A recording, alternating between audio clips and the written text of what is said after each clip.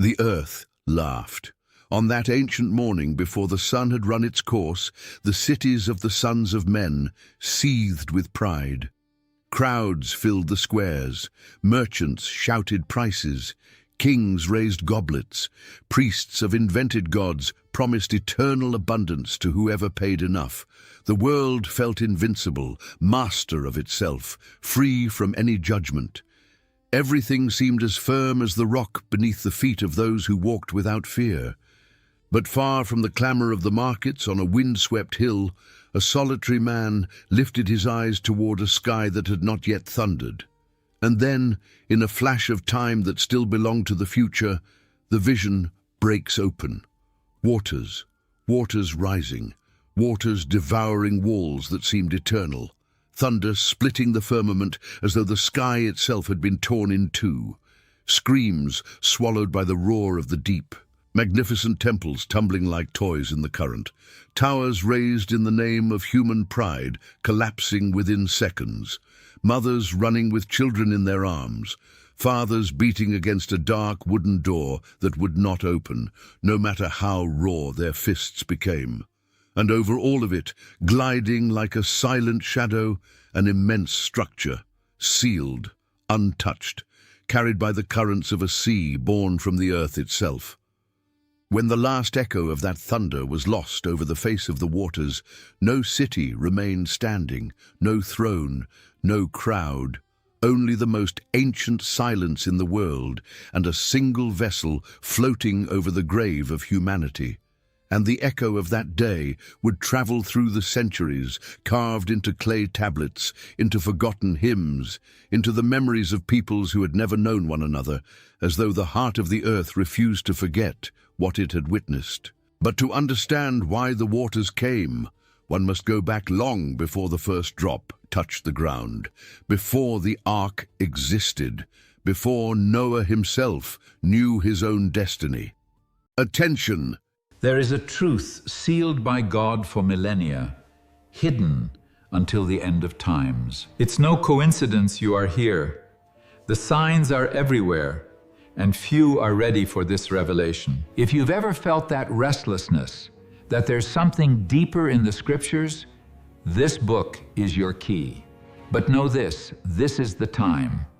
And the vault of the chosen reveals what God sealed for you. Within it, the 7 seals unveil the truth about being a chosen one and the eternal impact of this revelation. And the proof is here. Look how many minds are freed. Yours could be next. Secure your access now. Click the link in the comments or description and unveil these truths. The story begins in a world that had forgotten where it came from. More than 1,500 years had passed, according to the ancient records, since the first man had been shaped from the dust. Generations had followed one another like waves on an endless shore. The sons of the sons of the sons of Adam had spread across the face of the earth, raised cities, discovered metals, forged instruments, mastered flocks, sung songs with harps and flutes. Human life in those days still reached spans that would sound impossible to us. Men lived for centuries. They knew their own great-great-grandparents in person. They conversed with living witnesses of the days of Eden and heard, around ancient fires, accounts preserved in the memory of those who had spoken generations before with those who had spoken with Adam. And yet the memory faded, for the heart of man, left to itself, has a strange capacity for forgetting precisely what it is most convenient to forget. The scriptures say that the wickedness of man multiplied upon the earth, and that every imagination of the thoughts of his heart was continually evil. It was not an occasional failing, not a slip, a weakness, a stumble between firm steps. It was a direction. It was a bearing. It was an entire river of thought running day and night, always along the same course, away from God and toward the center of self. Violence seized the cities. The strong oppressed the weak. A given word was worth no more than dust scattered by the wind. Judges sold verdicts, kings sold kingdoms, and the religions of the age offered altars for every appetite, provided the offering was generous enough. Blood spilled along the roads no longer caused astonishment. It became custom. It became fashion. It became entertainment in the squares. And the ancient accounts speak of immense figures who walked among the men of that time, called the mighty ones, men of renown, giants in strength and in arrogance, whose shadow covered entire generations. They were celebrated as heroes, sung as gods, imitated as ideals, yet behind the glory celebrated in the taverns there was an ancient emptiness that no conquest could fill. For the world of that age had discovered something terrible without realizing it. It had discovered how to live entirely without fear. When man loses the fear of heaven, he loses also his respect for the earth. He loses the shame of his own hands. He loses the decency that belongs to a word given. That civilization had crossed that boundary without noticing it. And on the other side, it found a wasteland of brief pleasures and deadened consciences. Fathers no longer taught their sons. Sons no longer heard their fathers. The elders, who still kept some memory of the God who had walked with their forebears, were treated as foolish old men, remnants of a naive era that progress had at last left behind. And it is precisely at this point that something inside every attentive observer leans forward without noticing. For there is, in every human heart, an ancient echo of that same crossroads. The low, steady voice of conscience, which whispers what is right, and the loud chorus of the crowd, which applauds what is easy. Every soul, at some moment, has found itself standing alone, while the whole world sat laughing. And it is exactly there, in that silent gap between what one knows and what one does, that the story of an ancient man continues to speak, even after so many centuries, as if it were spoken still today, into the ear of whoever is listening. For while the whole earth ran, intoxicated toward its own precipice, there was, somewhere in that weary world, a single man who still walked a different way. The name of that man was Noah, son of Lamech, grandson of Methuselah, great-grandson of Enoch, the one who, according to the oldest tradition, never saw death because he walked with God. In his veins ran the memory of a lineage that had resisted the forgetting, generation after generation, like a fragile but stubborn flame passed from hand to hand inside a gale. The scriptures describe him in words of an almost brutal simplicity. He was a righteous man, he was blameless among his contemporaries, and he walked with God. 3 phrases, only 3, and in them is summed up everything the entire world had lost. Noah was not a priest of lavish temples. He did not command armies. He did not dictate laws over peoples. He did not wear purple. He was, by all indications, a man of labor, of calloused hands, of family, of quiet prayer. He had a wife who knew his silences. He had 3 sons, still young, named Shem, Ham, and Japheth, who grew up watching their father lift his eyes toward a sky that seemed in those days to have gone silent long ago. But the sky had not gone silent. The sky was watching. And at some point in those dark years, when divine patience, long as the course of a river, finally reached a bend that no one had perceived, a voice reached Noah. Not in the squares, not in the temples, not before multitudes. It was in the silence. And what that voice said would, in a few words, divide the history of the world in 2. It said that the end of all flesh had come before God, that the earth was filled with violence because of men, that corruption had reached a point of no return, and that the one who had formed the world would with deep sorrow unmake what had become unrecognizable before his own eyes. Not out of hatred, not out of whim, but because true love at some point refuses to watch in silence as the beloved destroys itself, generation after generation. And then, In that encounter of unfathomable proportions came the command that would change everything. Noah would build an ark, a vessel of proportions never before seen, raised in the midst of dry land, far from any river, far from any sea, far from any logic known to the men of that time. It would be made of cypress wood, divided into 3 decks, caulked inside and out with pitch. It would have doors, windows, compartments. It would have room for the whole life of the known world, in pairs, in silence, in faith. And into it would enter Noah, his wife, his 3 sons and their respective wives. 8 souls, only 8, among an entire humanity. The voice did not say how long it would take. It did not say what it would cost. It did not promise applause. It did not promise understanding. It did not even promise that anyone beyond those 8 would listen. It said only what had to be done. And Noah, standing on a land that no longer knew any sacred fear, heard every last word. He did not answer at once. He did not run to tell anyone. He did not seek counselors. He did not negotiate terms. He only lowered his eyes to his own hands, plain as any other man's, and then raised them again toward the horizon, where the sun descended slowly over a civilization that did not yet know it was being measured. In that instant, without any city noticing, without any king suspecting, without any temple falling silent for even a second, the fate of the world had already been written, and the first blow of Noah's axe had not yet fallen.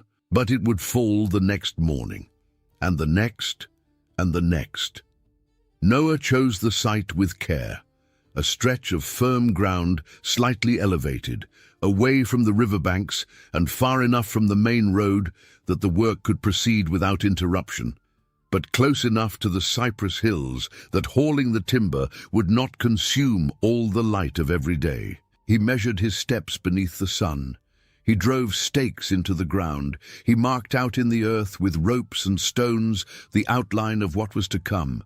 And when the first neighbors passed and saw that enormous drawing spread across the dry ground, far from any water, they smiled with indifference and went on their way.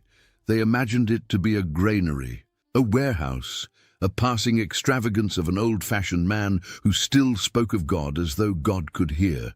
They would not return to smile in the same way so soon, because what rose there, day after day, year after year, resembled nothing that human eyes had ever beheld before. The trunks began to arrive, heavy, resinous, long, hauled by oxen, dragged by ropes, shaped by the hands of Noah and his 3 sons, beneath a sun that was in no hurry to descend. Shem, Ham, and Japheth, now grown men with wives beside them, learned the craft of timber under their father's quiet discipline. They learned to measure, to cut, to join, to caulk. They learned that every inch of that structure had a reason, and that every reason had been received in a conversation only their father had heard. The sound of the axes began to echo through the valley. Thud, thud, thud. A patient, relentless rhythm that crossed the mornings and stretched into the afternoons, that resounded while the cities woke to their celebrations and while caravans passed in the distance, carrying perfumes and cloth. A rhythm that, to those who heard it distractedly, was just another noise among so many. But that, to Noah, was the beat of an invisible clock, marking a countdown that no one else on the face of the earth knew existed. The ark grew. First, the keel, then the ribs of the sides, then the entire skeleton of that wooden creature, which seemed, there in the middle of nowhere, to have been dreamed by some ancient delirium. 300 cubits in length, 50 cubits in breadth, 30 cubits in height, 3 interior decks, divided into compartments, separated by narrow corridors, calculated to shelter a silent multitude of creatures that had not yet arrived. And the cypress, cut from the ridge, was raised piece by piece, driven with pegs, adjusted with wedges, smoothed on the inside, caulked on the outside with dark pitch that ran between the joints like a thick resin, sealing every crack against what still had no name in the vocabulary of that generation. The years passed, not months, years. The sons of Noah, who had begun the work as vigorous young men, watched their own hair grow darker still, watched their own children be born, watched the calluses on their hands deepen, watched their father grow older still and yet maintain the same steadiness in the eyes of one who had received a word and had no permission to let it go. Entire decades wound themselves around that worksite, and all the while the world outside followed its indifferent course. The cities grew, the markets multiplied, wars came and went, leaving scars that no one could read anymore. Kings rose to the throne and descended into the dust. The feasts grew ever louder, the altars of strange gods multiplied at the crossroads, and violence, that patient old mistress, continued to lay itself at the doors of men without anyone noticing its weight any longer. And in the middle of that scene, there he was, the old man of the ark. The first curious onlookers arrived gradually. They came on foot, came on horseback, came with children by the hand, came out of simple boredom. They stopped at a distance. They looked, they commented, they laughed. They went away and came back days later to see whether that which seemed impossible still stood. It did. It always did. And the laughter, which at first had been mild, began to change. It became mockery, it became scorn, it became insult. They said Noah had lost his mind. They said he was old, tired, superstitious. They said he spoke to a God no one could see anymore, obeyed orders no one else could hear, spent his fortune on a wooden madness that would rot where it stood. They bet on how long it would take before he gave up. They bet on how long before his own sons abandoned their father. They bet on how long before the whole structure collapsed on the builder's shoulders. And Noah listened. He listened to every word, every whisper, every laugh that drifted from the edges of the road, every cruel nickname the children repeated, imitating their parents. He listened with the same silence with which he had once listened to a voice infinitely greater than the voice of the whole world, and he kept driving the axe. Thud, thud, thud. But the ark was not the only thing he raised during those years, because alongside every plank of cypress he also raised his voice. The ancient texts call him a preacher of righteousness. And that was not a title given for mere ceremony. Noah, throughout all those years of construction, spoke. He spoke to the neighbors who passed by. He spoke to the travelers who stopped to drink water. He spoke to the curious who came to laugh. He spoke to the merchants who tried to sell him tools and who, along the way, asked with a corner-of-the-mouth smile what all of it was for. He spoke to the young men who came to mock, who without knowing it carried home a phrase that would return to their minds on one very specific night, many years later, when there was no longer any time left. His message was simple. It was not refined. It was not full of philosophy. It was not decorated with the rhetoric of palaces. It was the oldest and most uncomfortable message one man could carry to another. Turn back. Repent. There is still time. He said that the violence filling the earth would not go unanswered, that the corruption which had become custom carried a price being accumulated in the heavens like weight on a patient scale, that every injustice committed in silence on the streets and every name of God dragged through the mud had an echo that no one heard anymore, but that kept resonating somewhere, waiting for a day. He said there were still open doors, that there was still a place of refuge, that there was still room in the work he was building with his own hands for anyone who chose to answer the call. And no one answered. Not one neighbor, not one childhood friend, Not one distant cousin, not one old acquaintance from the markets, not one of the curious who returned week after week to check on the progress of the madness, not one of the city's wise men, not one of the priests from the foreign altars, not one of the young men who laughed in their groups, not one of the elders who shook their heads with contempt. 120 years. That was the span which the ancient tradition recorded as the time granted to that humanity from the moment divine patience had marked its limit. 120 years of opportunity, 120 years of axe blows echoing through the valley, 120 years of a wooden door that had not yet been shut and that could have been crossed by anyone at all, on any day, at any hour, under any pretext, provided they came with a broken heart. Not one came. And here in silence rises the most uncomfortable echo of that entire story, because the memory of the centuries was never able to decide with unanimous certainty what it truly saw on that hillside. There were those who saw, in those 120 years, the final gesture of mercy from a creator who delayed everything he could delay before fulfilling what he had announced, offering in every axe blow a repeated invitation that needed only one answer. And there were those who saw in the very same scene the exact opposite, confirmation that human freedom, once it grows too accustomed to its own weight, prefers to mock an open door rather than bow before it, and that the silence of the crowd before Noah was not distraction, but choice. Two readings of a single man driving a single axe.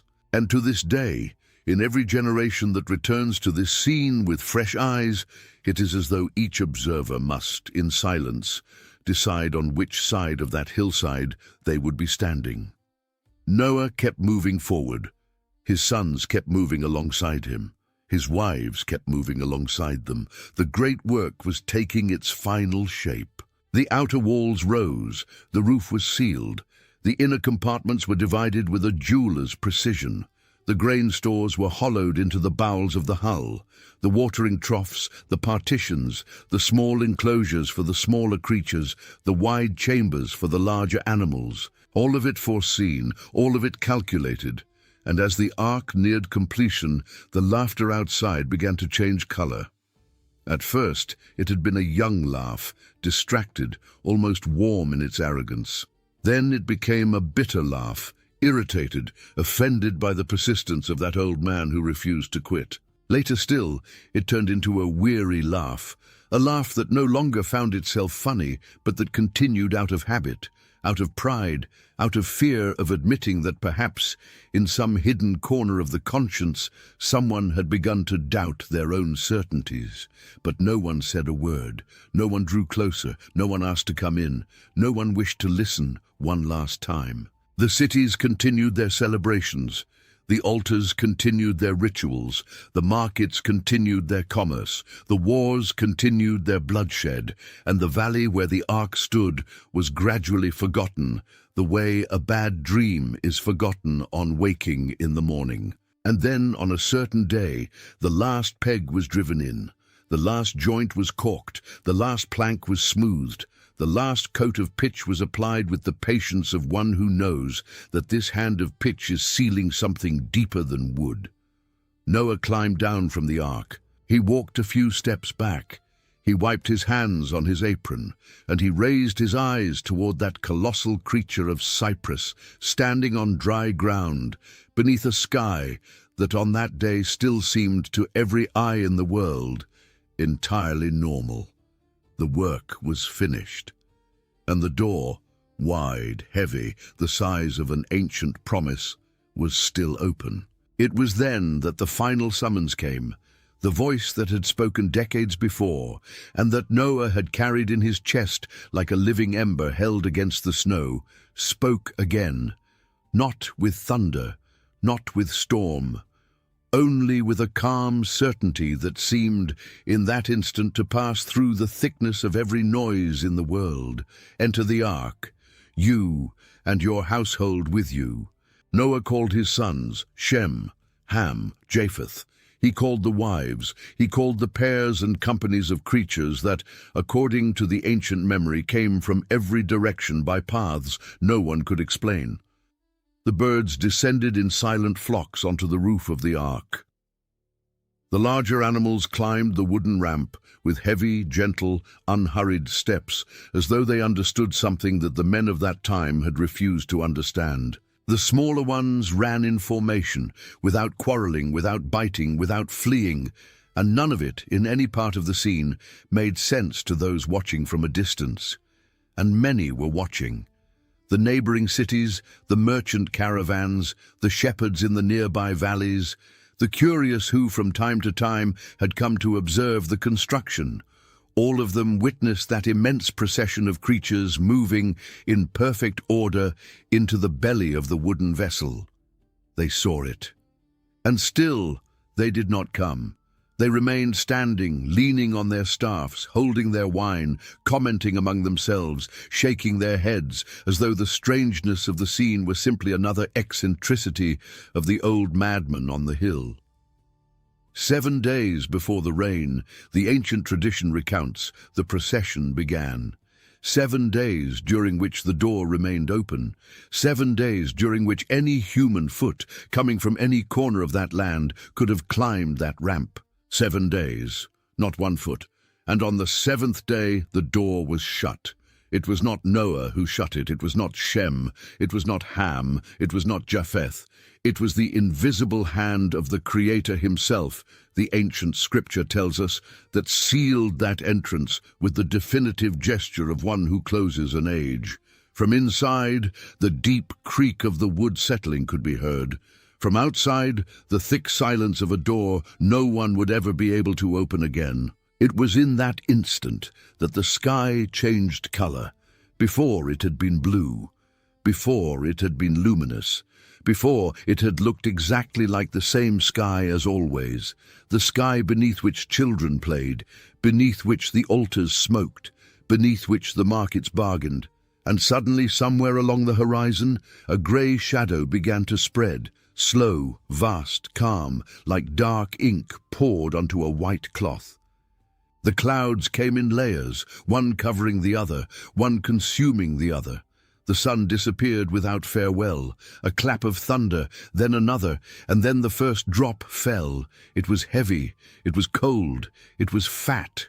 It struck the dry earth with a muffled crack, and for 1 second there was still silence, as though the entire earth had held its breath. Then the second drop fell, then the third, then thousands, then millions, then a continuous roar that swallowed the whole valley and drowned out every other human sound.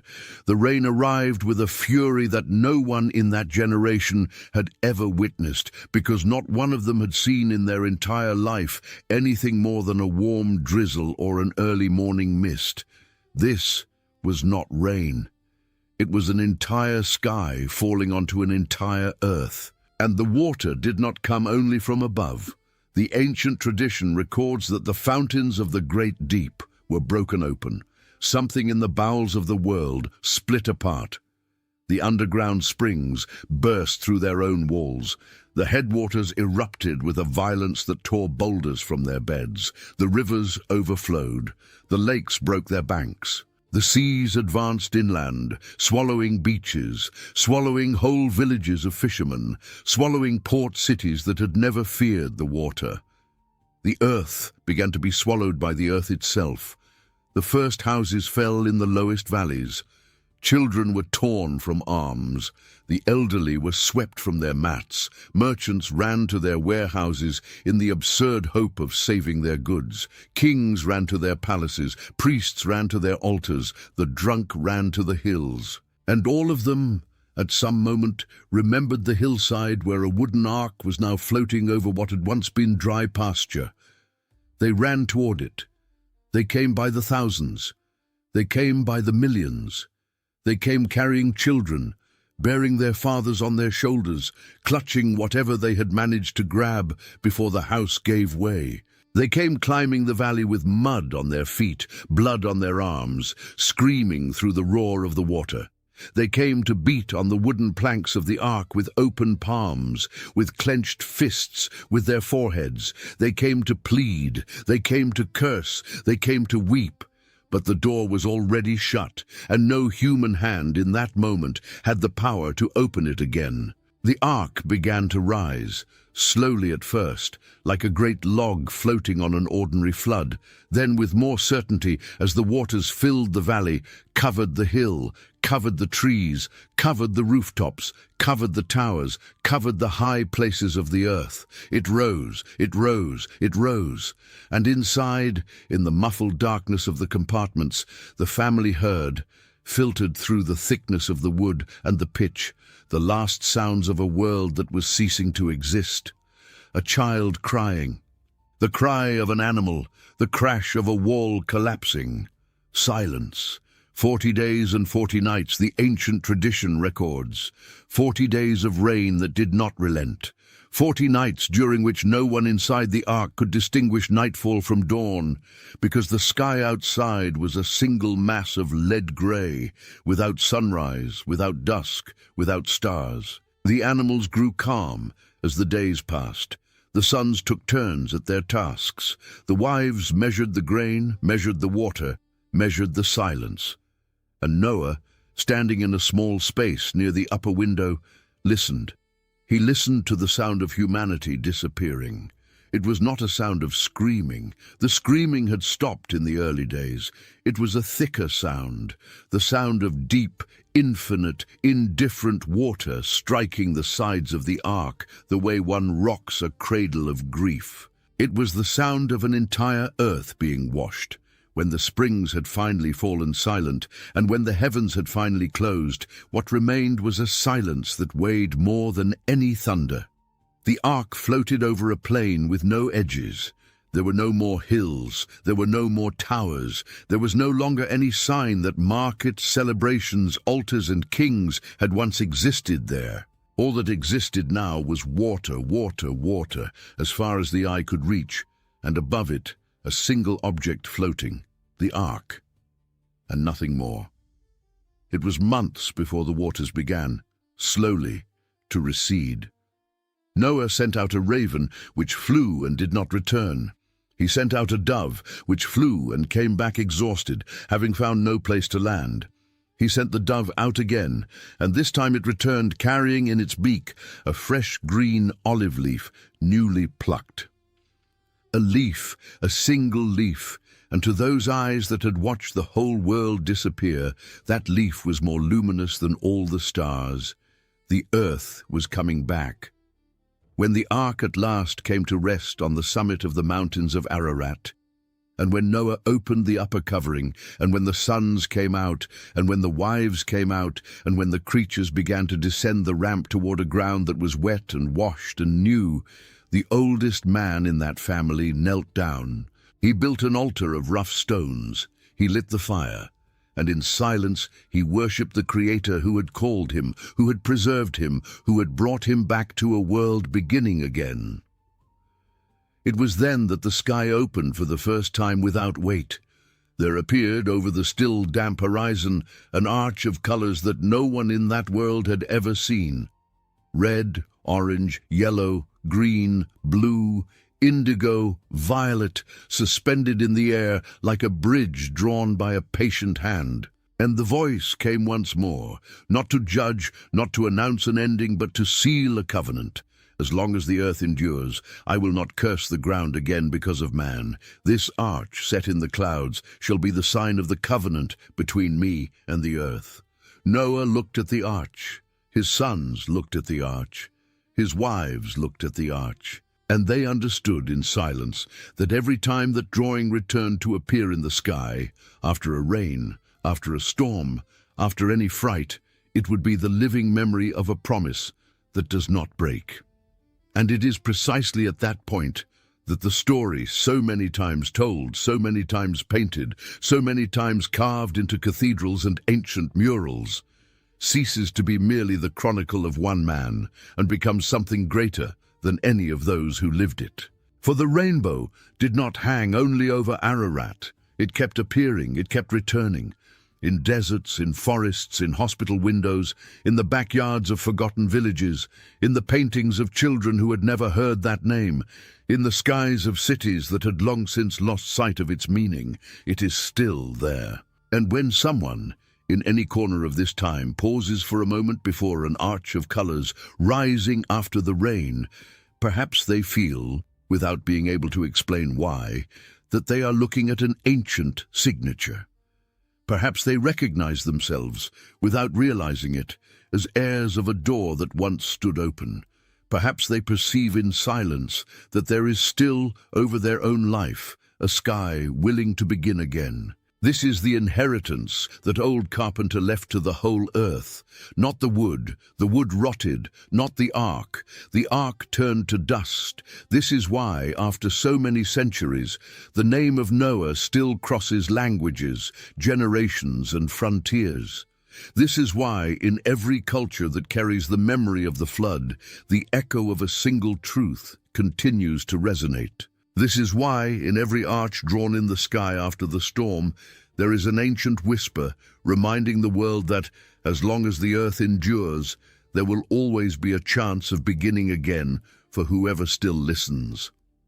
And this is why, amid the noise of every age, the story of that man who built an ark in the midst of mockery continues to cross the centuries like an axe that never stops falling. Attention! There is a truth sealed by God for millennia, hidden until the end of times. It's no coincidence you are here. The signs are everywhere, and few are ready for this revelation. If you've ever felt that restlessness, that there's something deeper in the scriptures, this book is your key. But know this is the time.